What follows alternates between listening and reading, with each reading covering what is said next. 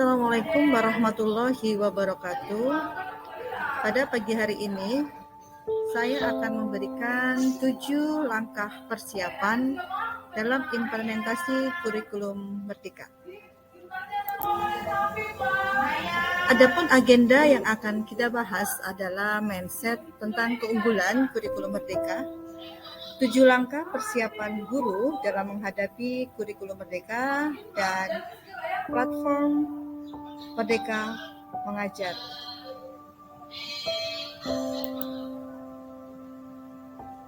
Langkah pertama, mindset tentang keunggulan kurikulum Merdeka. Di sini mindset pertama, kurikulum Merdeka lebih sederhana dan mendalam. Dalam artian sederhana dan mendalam di sini fokus pada materi yang esensial dan pengembangan peserta didik pada fasenya. Belajar menjadi lebih mendalam, bermakna, dan tidak terburu-buru. Dan juga di sini peserta didik diharapkan dapat menerima pelajaran dengan menyenangkan. Guru pun diharapkan juga memberikan materi-materi yang baru, yang lagi tren pada saat ini, sehingga bisa memotivasi peserta didik dengan bergembira, bersenang-senang dalam menghadapi tahun ajaran baru. Fase peserta didik di sini khusus untuk SMP, fasenya pada fase D. SD itu fase A, B, C. Kemudian untuk SMP pada fase D.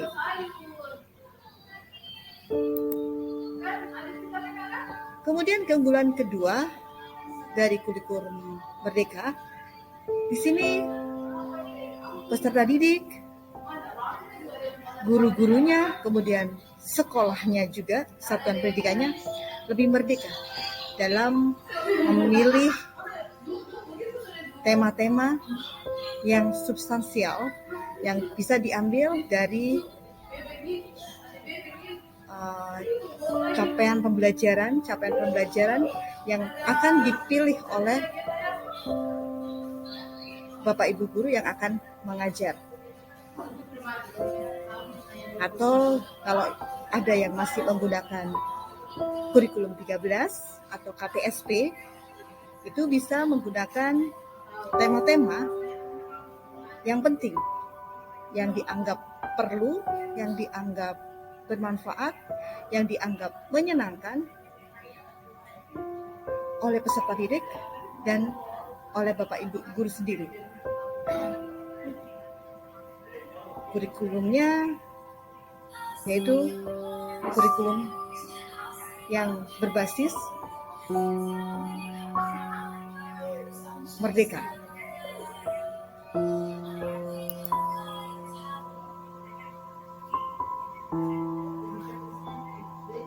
Nah, disinilah letak kemerdekaannya dalam hal pemenuhan kebutuhan peserta didik, guru, dan juga sekolah. Bagi peserta didik, di sini peserta didik lebih merdeka. Tidak ada program peminatan untuk di SMA. Peserta didik memilih mata pelajaran sesuai dengan minat, bakat, dan aspirasi SMA. Kalau SMP diharapkan guru memberikan mata pelajaran yang sesuai, yang menyenangkan bagi peserta didiknya. Kemudian yang sesuai dengan daya nalar peserta didiknya. Bagi guru mengajar sesuai dengan tahapan capaian dan perkembangan peserta didik. Kemudian sekolah memiliki wewenang untuk mengembangkan dan mengelola kurikulum dan pembelajaran sesuai dengan karakter satuan pendidikan pada peserta didik. Semua diserahkan kebijakan Merdeka Mengajar di sini, baik oleh peserta didik, guru, dan satuan pendidikan.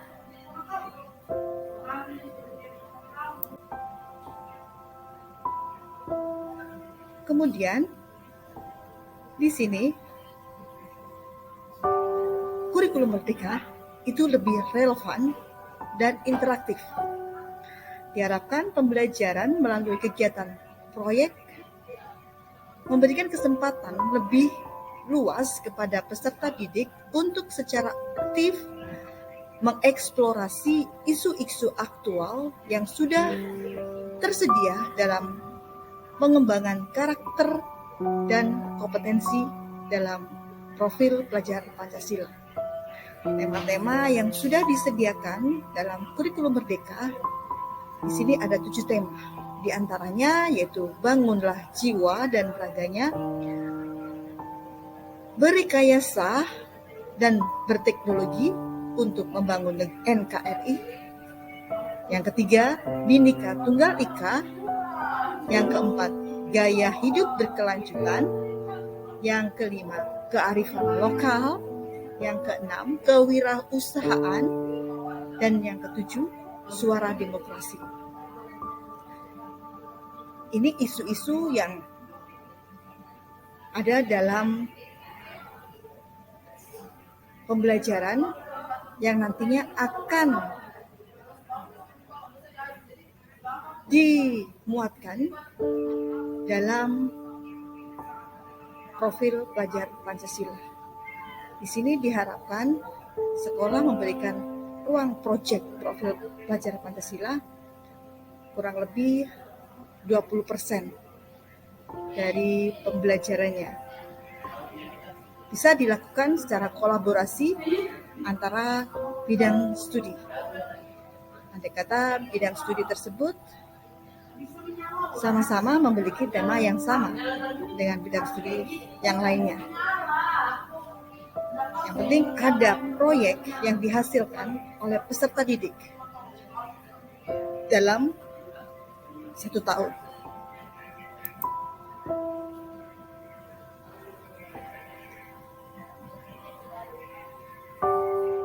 Kemudian, langkah berikutnya, siapkan kelas yang akan kita ajarkan nantinya. Bagi guru mempersiapkan kelas perlu ya, sebelum masuk dalam kelas, apa yang harus dilakukan. Di sini yang pertama, kenali karakteristik peserta didik. Sebelum kita masuk, yaitu kita mengenali peserta didik terlebih dahulu. Di dalam kurikulum Merdeka di sini ada yang namanya asesmen diagnostik. Asesmen diagnostik adalah mengenali kesiapan peserta didik sebelum menerima materi-materi yang akan kita sampaikan. Atau di sini kita dapat memisahkan mana siswa yang memiliki kemampuan lebih di antara teman-temannya. Kita dapat mengklasifikasikan atau ada di antara mereka yang memiliki kelebihan-kelebihan tertentu.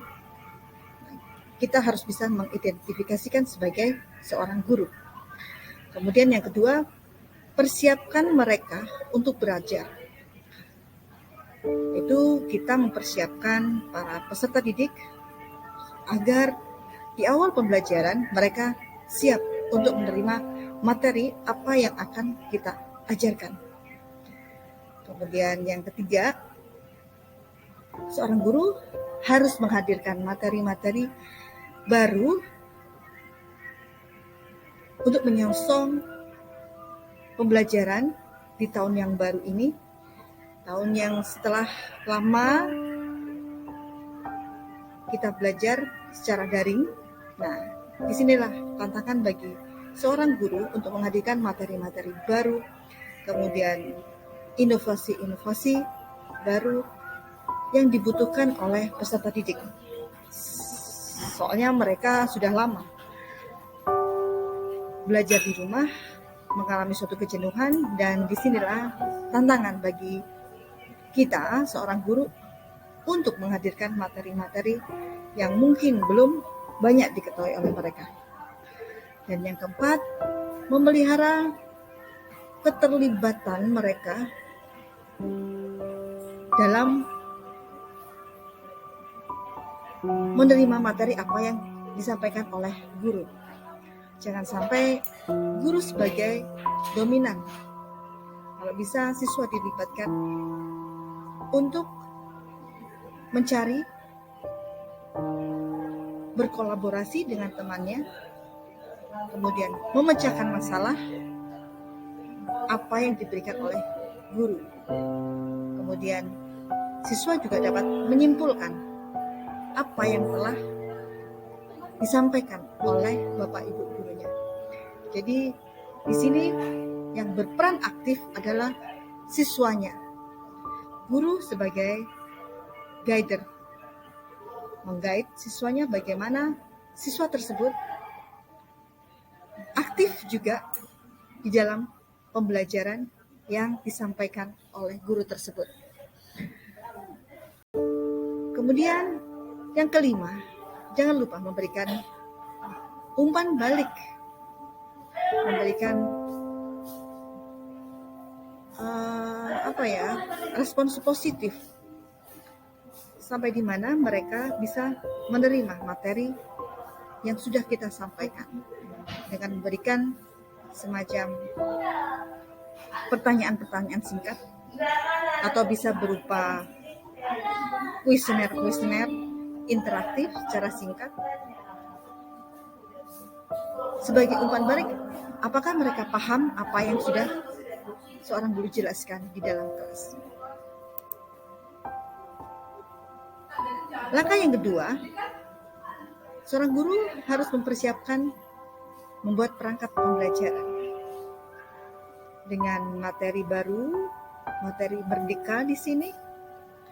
Paling tidak seorang guru harus membuat perangkat sebelum masuk di dalam kelas, yaitu memahami materi yang ada dalam kurikulum baru tersebut.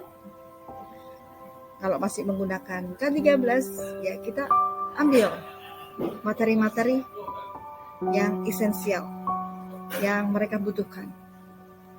Kemudian kalau mengambil sudah langsung dari kurikulum merdekanya, CP, bisa juga. Nah, kita pakai di situ materi-materi yang dibutuhkan oleh peserta didik. Kemudian yang kedua, membuat alur tujuan pembelajaran. Nah, ini perlu ini. Sebelum kita membuat modul ajar atau dulu kita sebut dengan RPP, kita membuat alur dulu, alur tujuan pembelajarannya. Berdasarkan capaian pembelajaran yang sudah ada, yang sudah disiapkan oleh pemerintah. Setelah kita membuat alur tujuan pembelajaran, baru kita bisa membuat RPP sebagai modul ajar kita. Modul ajar bisa kita dapatkan secara langsung dari platform guru mengajar. Kita bisa mengadopsi dengan meng-ATM. Ambil, tiru, dan modifikasi. Sesuaikan dengan kondisi peserta didik kita dan satuan pendidikan yang ada.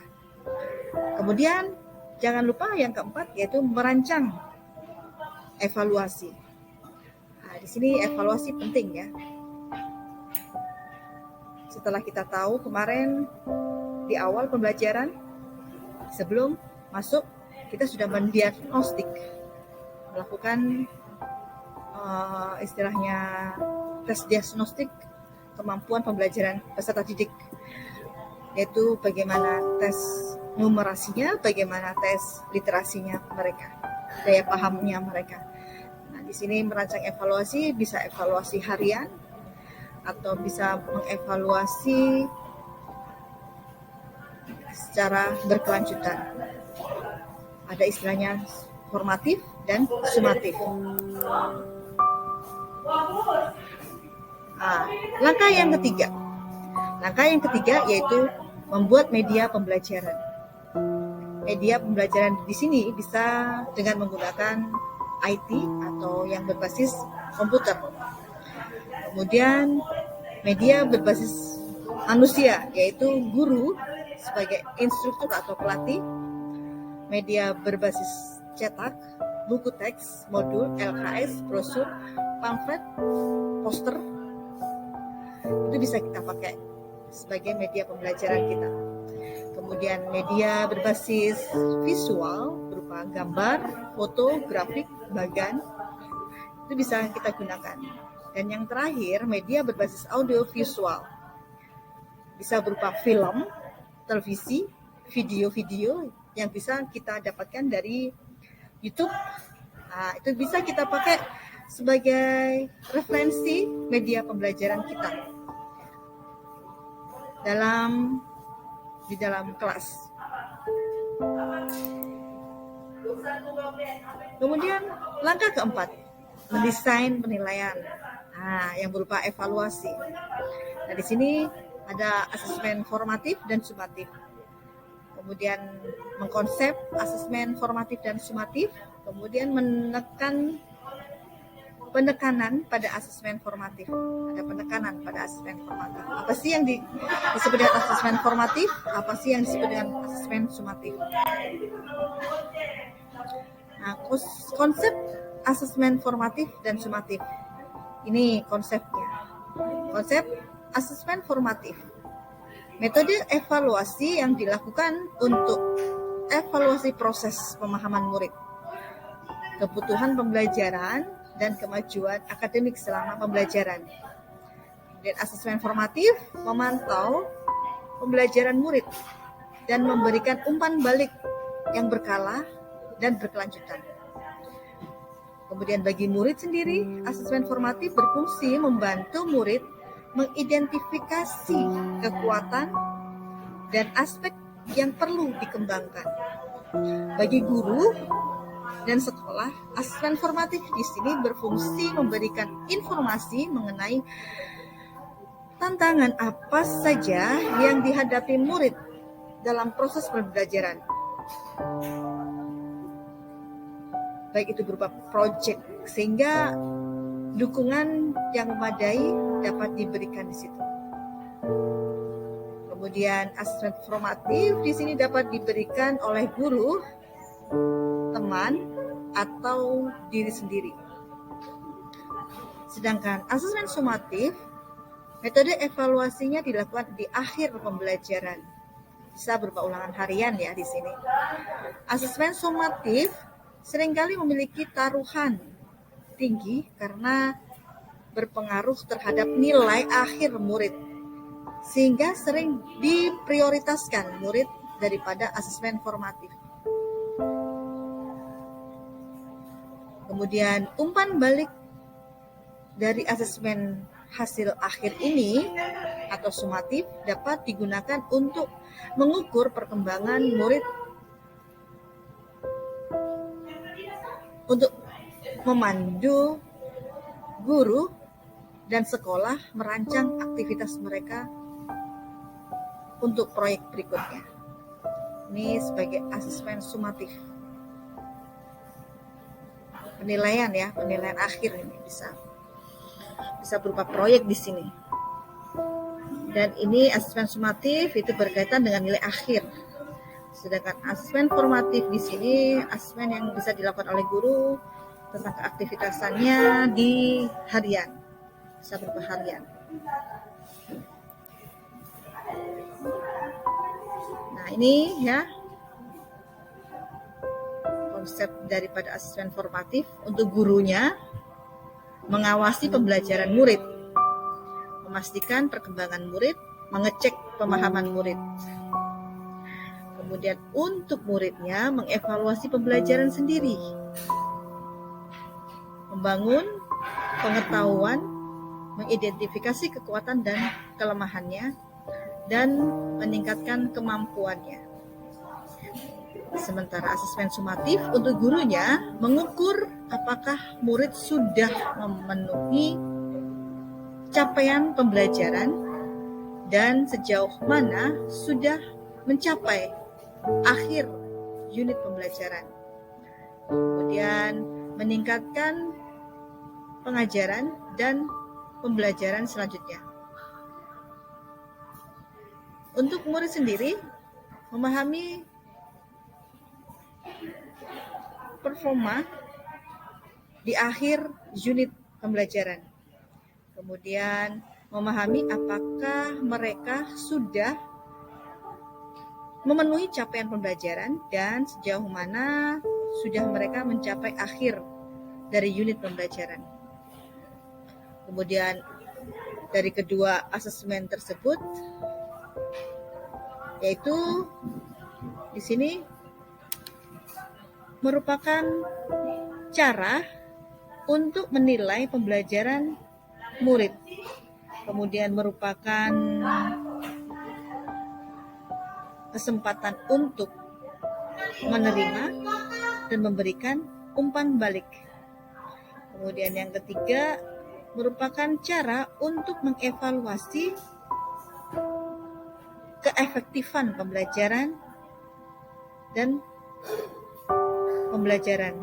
pengajaran dan pembelajaran sebagai evaluasi di sini ya dari kedua asesmen di sini, baik asesmen formatif maupun asesmen sumatif.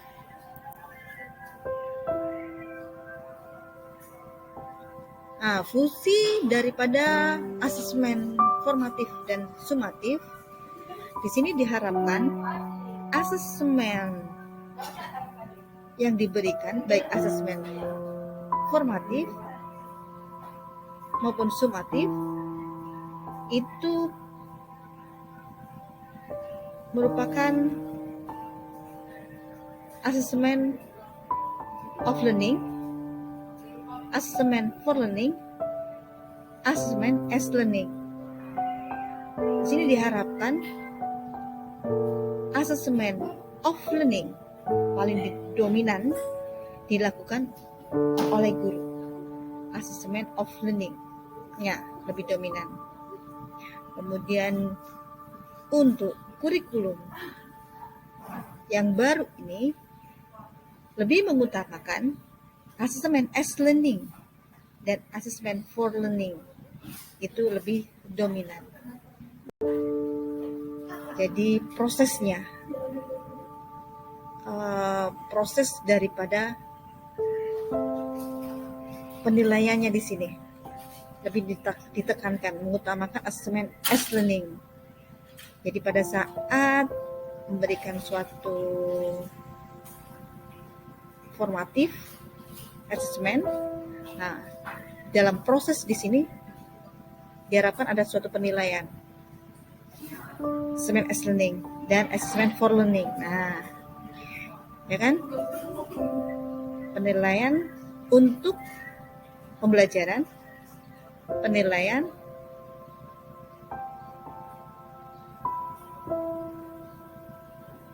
sebagai pembelajaran. Ini lebih ditekankan, ya kan? Mengutamakan assessment as learning dan assessment for learning. Nih, assessment for learning, assessment as learning. Nah, di sini assessment of learning.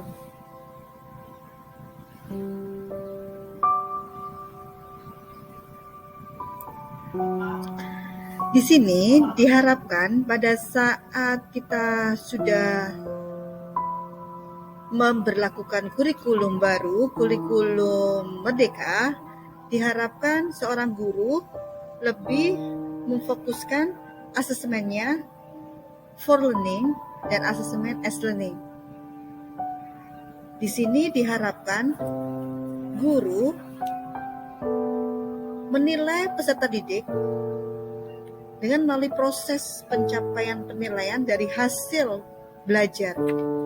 Dari hasil belajar di sini yaitu dari proses pembelajaran berlangsung, yaitu pada saat pembelajaran, assessment for learning, ya kan? Jadi penilaian pada saat pembelajaran. Assessment for learning dan assessment as learning itu sama. Yang membedakan assessment for learning dan assessment as learning di sini adalah di assessment as learning, peserta didik dilibatkan dalam proses pedoman penilaian, sehingga peserta didik di situ bisa memperoleh capaian pembelajaran yang kita harapkan. Dia tahu apa saja yang harus dia persiapkan. Andai kata dia seorang pendidik melakukan assessment as learning, itu peserta didik tahu proses penilaiannya bagaimana.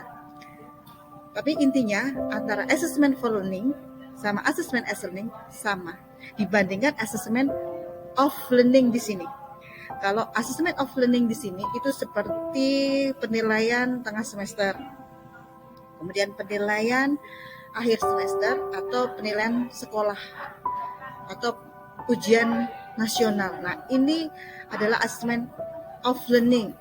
Assessment atau penilaian yang dilakukan di akhir pembelajaran. Kalau yang biru sama yang hijau di sini adalah proses, penilaian proses pada saat proses belajar peserta didik. Itu ya Bapak Ibu guru, tolong dipahami ya. Diharapkan di sini harapan ke depannya lebih memberatkan di assessment for learning dan assessment as learning. Kalau pada saat itu, pada kondisi yang sebelum-sebelumnya, itu menitik beratkan adalah assessment of learning, yaitu hasil akhir dari pembelajaran. Kemudian langkah kelima, mereview materi yang akan diajarkan. Di sini seorang guru ya paling tidak bisa mereview, ya, merefleksi pembelajaran sebelumnya. Kemudian mendalami materi-materi pembelajaran yang sudah maupun hasil yang sudah dicapai oleh peserta didik. Sampai sejauh mana pembelajaran yang sudah kita berikan pada mereka. Mengidentifikasi tema atau pokok bahasan yang perlu penekanan khusus. Nah, di sini misalnya ada mata pelajaran atau ada tema yang kita anggap susah untuk peserta dipahami. Nah, itu perlu kita bahas lebih mendalam. Kita identifikasikan sebagai materi yang susah, materi yang kita anggap butuh waktu yang agak panjang ya, baik dalam proses pembelajarannya maupun proses penilaiannya. Kemudian langkah keenam di sini yaitu aktivitas positif.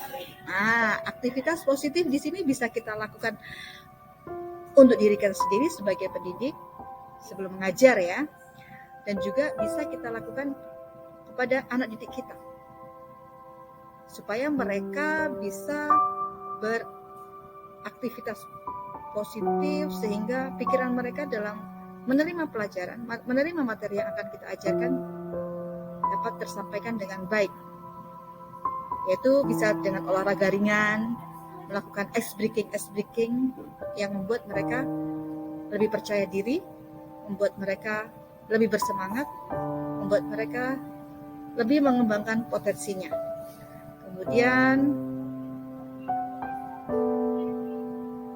memberikan kesempatan mereka untuk sarapan, yaitu dengan makan makanan yang bergizi.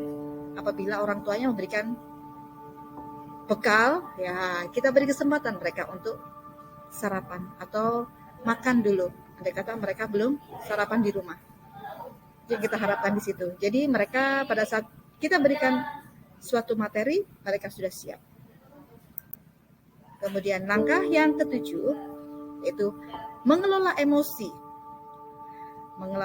Mengelola emosi di sini yaitu bagi pendidik harus bisa menempatkan di mana kita berada, di mana kita pada saat itu, kemudian ada masalah apa yang ada di dalam hati kita, itu kita tinggalkan. Ya, kita letakkan dulu. Yang kita hadapi di sini adalah manusia-manusia atau peserta didik yang membutuhkan energi kita, pikiran kita yang positif ya. Kemudian kalau kita membawa hal-hal yang negatif atau yang tidak seharusnya kita bawa di dalam kelas, kita tinggalkan dulu. Kita lepas dulu. Kemudian kita berusaha untuk tulus dan ikhlas. Begitu juga kita mengharapkan bahwa peserta didik kita juga dalam menerima materi yang apa yang kita sampaikan nanti, dia dengan tulus dan ikhlas menerima apa yang kita berikan, baik di pikiran mereka maupun dalam hati mereka. Jangan sampai ada salah satu di antara mereka merasa tidak nyaman dengan apa yang sudah kita ajarkan. Kemudian menciptakan suasana di dalam kelas yang menyenangkan.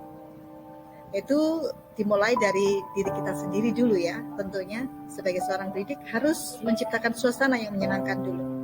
Yaitu dengan melakukan ice breaking atau melakukan hal-hal yang membuat mereka bisa tersenyum sebelum menerima pelajaran apa. Meskipun pelajaran yang kita bawakan nanti pelajaran yang sangat susah mungkin ya bagi mereka, kita berikan arahan-arahan yang positif. Atau kita berikan bahwa pelajaran yang sulit itu tidak akan sulit kalau kita mindsetkan dalam pikiran kita bahwa itu mudah, bahwa itu ringan, bahwa itu tidak begitu menyulitkan. Kalau kita bisa melakukan kolaborasi bersama teman-teman atau bisa komunikasi dengan Bapak Ibu guru yang mengajarkannya. Itu kita tekankan di situ. Nah, ayolah kita mulai praktekkan 7 langkah awal pembelajaran dengan menggunakan kurikulum merdeka. Semoga kita siap dengan apa yang kita lakukan, dengan kondisi yang baru, kesiapan yang baru, kurikulum yang baru, meskipun kita baru bisa mengadopsi KTSP atau K13 dengan tema-tema yang esensial yang dibutuhkan oleh sekolah dan dibutuhkan oleh peserta didik kita. Kita ambil, ya, kita ATM istilahnya, ambil, tiru dan modifikasi. Kemudian yang berikutnya, untuk mempermudah Bapak dan Ibu guru sekalian untuk mendapatkan informasi lebih jelas dengan Merdeka Belajar, Merdeka Mengajar di sini, pemerintah sudah memberikan kepada kita yaitu platform Merdeka Mengajar, dan platform tersebut bisa kita unduh dengan menggunakan Google Play Store atau bisa kita akses dengan laman akun melalui guru Kemendikbud.go.id ya, di situsnya kurikulum merdeka. Yaitu insya Allah mudah-mudahan dengan hadirnya platform Merdeka Mengajar membantu guru mendapatkan referensi, inspirasi, pemahaman, serta pelatihan secara mandiri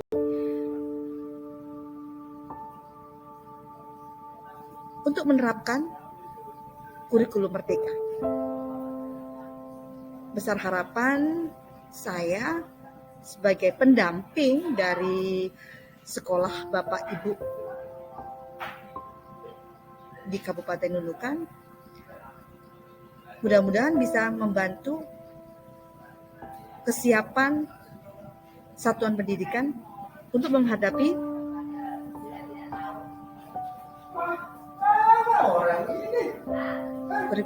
kurikulum merdeka. Diharapkan Bapak Ibu guru semua bisa menerapkan platform Merdeka Mengajar ini di HP maupun di laptopnya ya. supaya bisa mengakses. Dan mengaksesnya Bapak Ibu guru harus menggunakan akun Belajar ID-nya. Soalnya bisa masuk ke platform Merdeka Mengajar yaitu dengan menggunakan akun Belajar ID-nya. Terima kasih atas perhatiannya Bapak Ibu pendidik yang berbahagia untuk pagi hari ini. Semoga bermanfaat dan bisa menjadi inspirasi ke depannya. Saya akhiri. Assalamualaikum warahmatullahi wabarakatuh.